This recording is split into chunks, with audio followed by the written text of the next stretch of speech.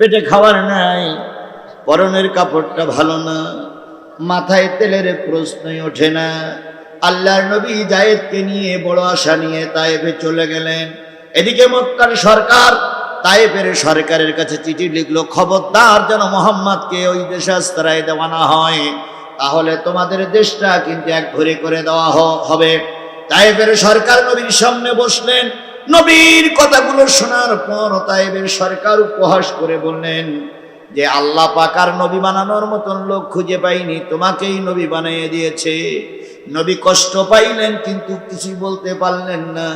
তায়েফের সরকারের হাত টেনে ধরে বললেন, ভাই যদি আপনি আমার কালেমা নাও মানেন, দয়া করে আপনি আমাকে মক্কার সরকারের কাছে তুলে দেবেন না, আর আপনার ছেলেদেরকে আমাদের পিছনে লেলাইয়ে দিবেন না। কে কার কথা শুনে? নবী দরবার থেকে বেরিয়ে আসার সাথে সাথেই তায়েফের সরকার বলে দিল যত নবী মারতে পারবা ততই পুরস্কৃত হবা। আজও সেই তায়েফ সরকারের উত্তরসূরিরা বাংলার জমিনে অবস্থান করতেছিল। কথা বলেন ঠিক না ঠিক? এদেরও বক্তব্য ছিল যত হুজুর মারতে পারবা ততই চাকরিতে প্রমোশন পাবা।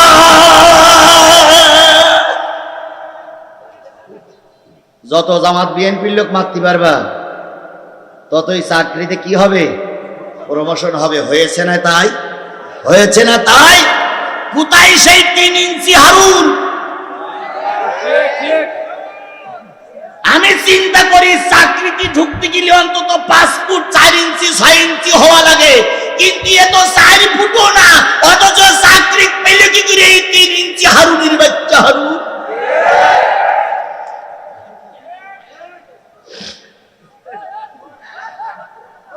যে যত তেল মারতে পেরেছে তার তত প্রমোশন হয়েছে। কথা বলেন ঠিক নেবে ঠিক?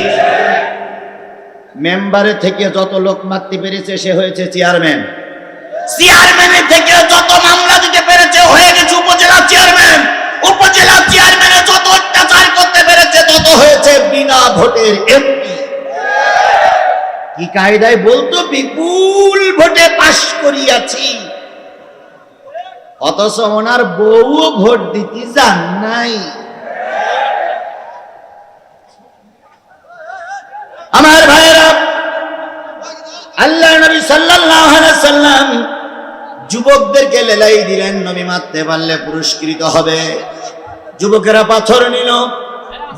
পাথর নিল, ঘাড়ে একটা ব্যাগ নিল, লাঠি নিল, নবীর পিছনে লেগে গেল। নবীকে পাগল পাগল বলতে লাগলো আর পাথর মারতে লাগলো। নবী নিজের জামাটা উঁচু করে তায়েফবাসীরে বললেন, ও আল্লাহর বান্দারা, আমি মুহাম্মদ 3 দিন পেটে কোনো খাবার নাই, আমাকে মেরো না। আমি তো এমনি এমনি তোমাদের দেশ ছেড়ে চলে যাচ্ছি। খোদার কসম, জালেমদের হৃদয়ে কখনো মায়া হয় না। কথা বলেন ঠিক নেবে ঠিক? আমার সন্তানদেরকে রিমান্ডে নিয়েছে, ওই আয়না ঘরে রেখেছে, মাসের পর মাস না খেয়ে থেকেছে। আমাদের সন্তানেরা পুলিশের অত্যাচার সহ্য করতে না পেরে পায়ে ধরেছে। পুলিশ ওই পায়ে ধরাটা সুযোগ পেয়ে অনেক পুলিশ বিএনপি জামাতের লোকের গালের ভিতরে পেশাব করে দিয়েছে। অনেক পুলিশ ভাই কারেন্টের চেয়ারে নিয়ে কারেন্ট শট দিয়েছে। আমি একজন শিবিরের ছাত্রকে জিজ্ঞেস করলাম, বাজান তোমাকে কিভাবে রিমান্ডে দিল?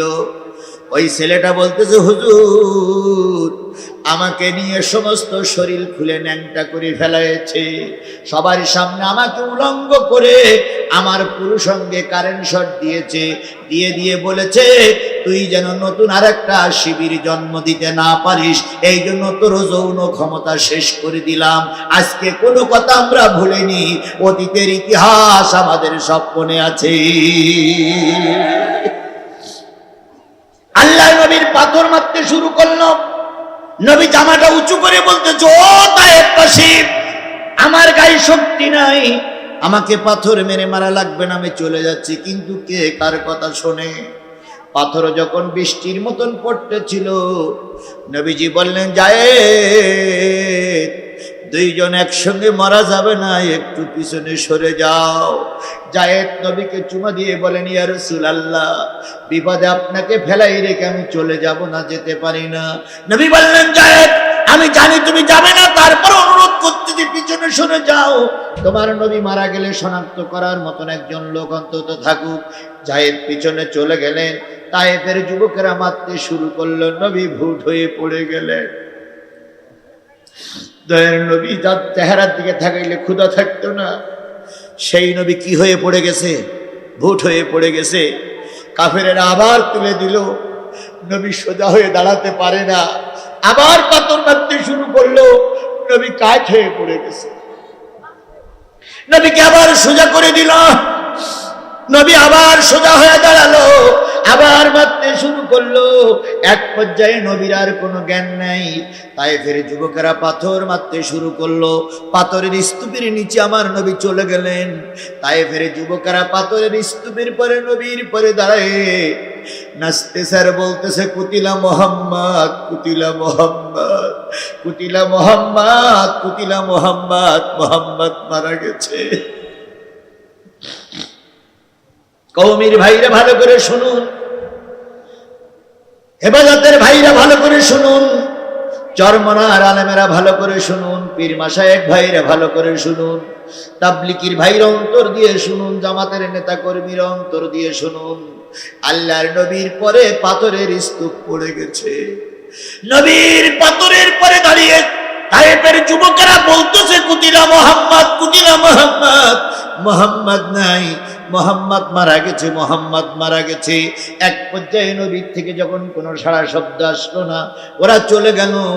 আল্লাহর নবী, আল্লাহর নবী, আল্লাহর নবী পাথরের স্তূপের নিচে পড়ে আছে। কতক্ষণ যে পড়েছিলেন জানা যায় না। কিছুক্ষণ পরে জায়েদ ফিরে আসলেন, এসে দেখলেন নবীরে দেখা যায় না। পাথরগুলো সরাইতে সরাইতে এক সময় নবীর আবিষ্কার করলেন। নবীর কান ফেটে গেছে, নাক ফেটে গেছে, নবীজির ঠোঁট ফেটে গেছে, সমস্ত শরীরে রক্ত আর রক্ত। নবীজিকে যখন জায়েদ সোজা করে বসাইলেন, নবীর কোনো হুঁশ নাই।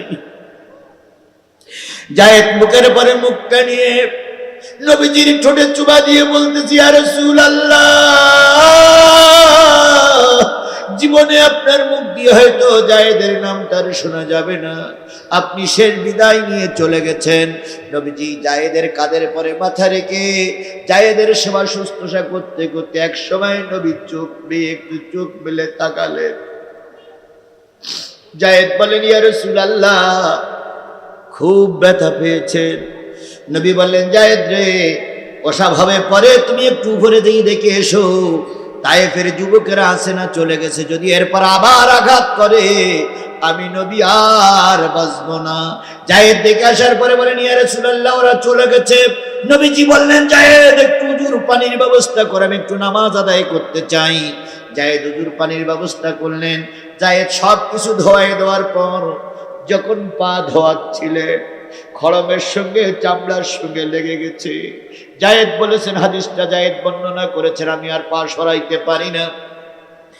এক পর্যায়ে নবীর পা দুই হাত দিয়ে ধরলাম, খড়ম যখন টান দিলাম, জায়েদ আমাকে জড়াই ধরে, নবী আমাকে জড়াই ধরে বললেন, জায়েদ, চামড়ার থেকে জুতোটা সরাইতে আমার খুব কষ্ট হচ্ছে, তুমি আর কষ্ট দিও না। এরপরে নবী উজু করে নামাজ পড়ার পর উপরের দিকে তাকাই দেখে বিরাট বিরাট পাহাড়গুলো ঘুরতেছে। জিবরিল ওই পাহাড়ের পরে চড়ে আছে। জিবরিল বলতেছে, ইয়া রাসূলুল্লাহ, হুকুম করুন, যারা আপনাকে কষ্ট দিয়েছে তাকে ফিসে ডালা করে মেরে দেব। নবীজি বললেন, না না জিবরিল, আল্লাহরে বলো আল্লাহ যেন রাগ করে না। সবাই যদি মারা যায়, কারে মারা দাওয়াত কারে শোনাবো। ওই আদর্শে যারা বিশ্বাস করে তারা ক্ষমায় বিশ্বাসী। কথা বলেন ঠিক না বেটি?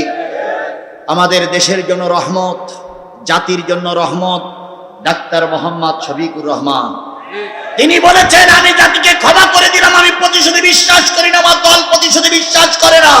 কিন্তু তিনি ওনাকে আরেকটা কথা বলেছেন, আমরা মাফ করে দিয়েছি, আমরা মাফ করে দিয়েছি, আমরা মাফ করে দিয়েছি, কিন্তু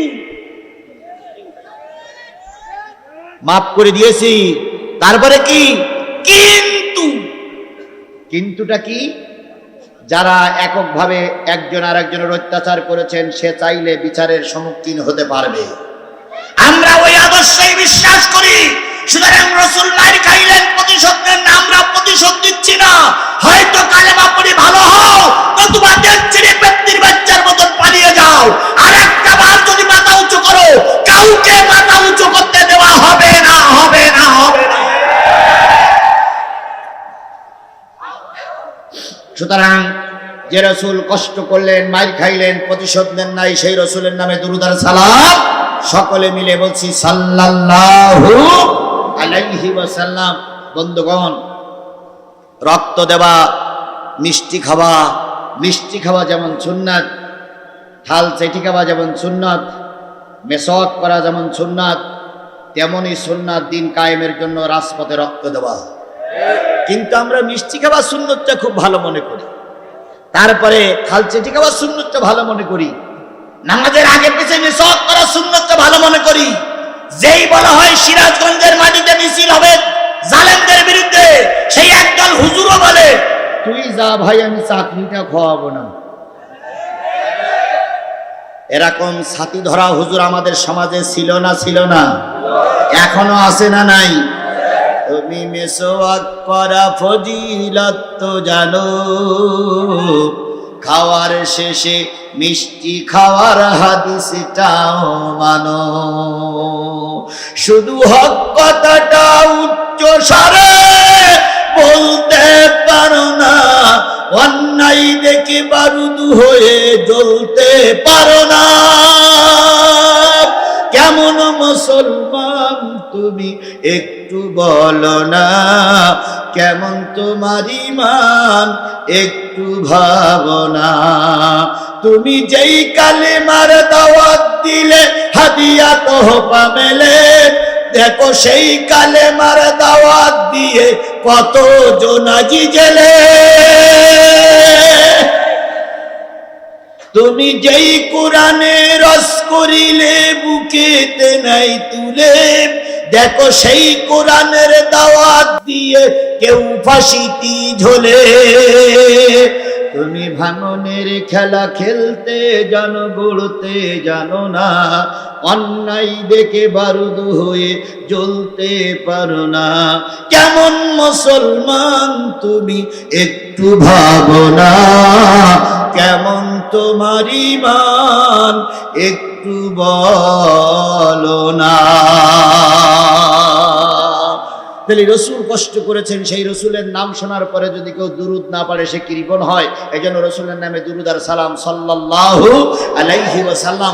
বন্ধুগণ, তাফসিরুল কোরআন মাহফিলে কোরআন থেকে তাফসির হোক, এটাকে আপনারা চান? সবাই চান? সবাই চান? অনেক দিন পর এক জায়গায় হয়েছি, আজকে অনেক কথা আলোচনা হবে ইনশাআল্লাহ। এবছরেরটাও হবে, গত বছরেরটাও হবে। গত বছরে আমার আলোচনা করতে দেওয়া হয়নি, ঠিক না বেঠিক? এসে আমার ভাই বলেছে আমি তো চোর নই, আমি তো ডাকাত নই, সিরাজগঞ্জের কোন লোকের সঙ্গে আমার রক্তের সম্পর্ক নাই, আমি এখানে বিয়ে করিনি, কারোর মেয়ে আমার ছেলের সঙ্গে বিয়ে দেয়নি, তাহলে আমাকে সিরাজগঞ্জে ঢুকতে আপনারা বাধা দেন কেন দুলাভাই? সুতরাং সুযোগ যখন পেয়েছি, গত বছরেরটাও হবে, এবছরেরটাও হবে, কথা বলেন ঠিক না ঠিক? এখন আমাকে ফেলাই রেখে চলে যাবেন কারা কারা? হাত তোলেন।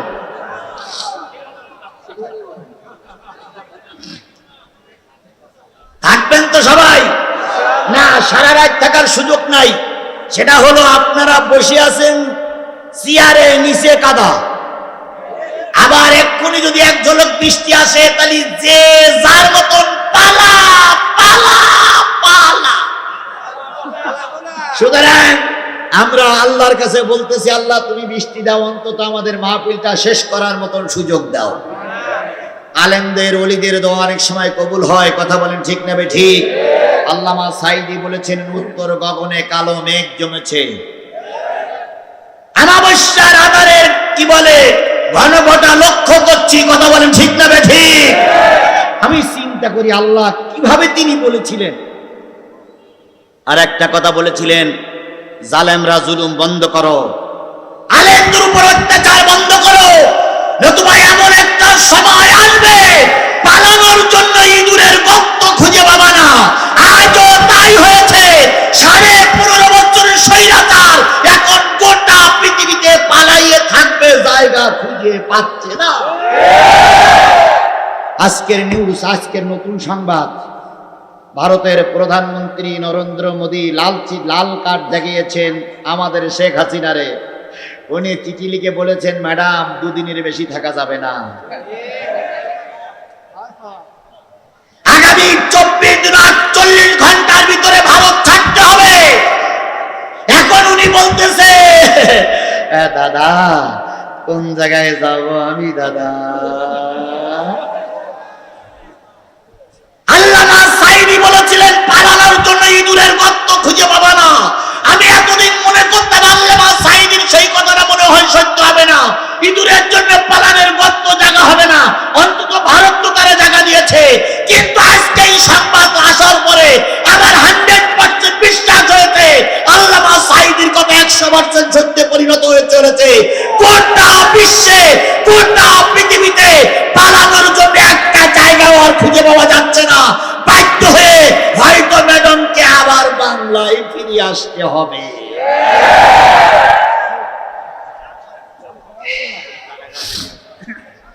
সুতরাং আল্লাহ রাব্বুল আলামিন আমাদেরকে কোরআন হাদিস শোনার জন্য অল্প সময় কবুল করেছে, এই সময়টা শেষ পর্যন্ত কবুল করুন। এই জন্য আমার মোনাজাত না হওয়া পর্যন্ত আপনারা যাবেন না। এর মানে এই নাই সারা রাত হবে আর আপনিও থাকবেন আমিও থাকবো, তা নয়। কোন অবস্থায় 12টা পার করা হবে না। সামনে যতটুকু সময় আছে এতটুকু সময় আপনারা কি আমার সঙ্গে থাকবেন?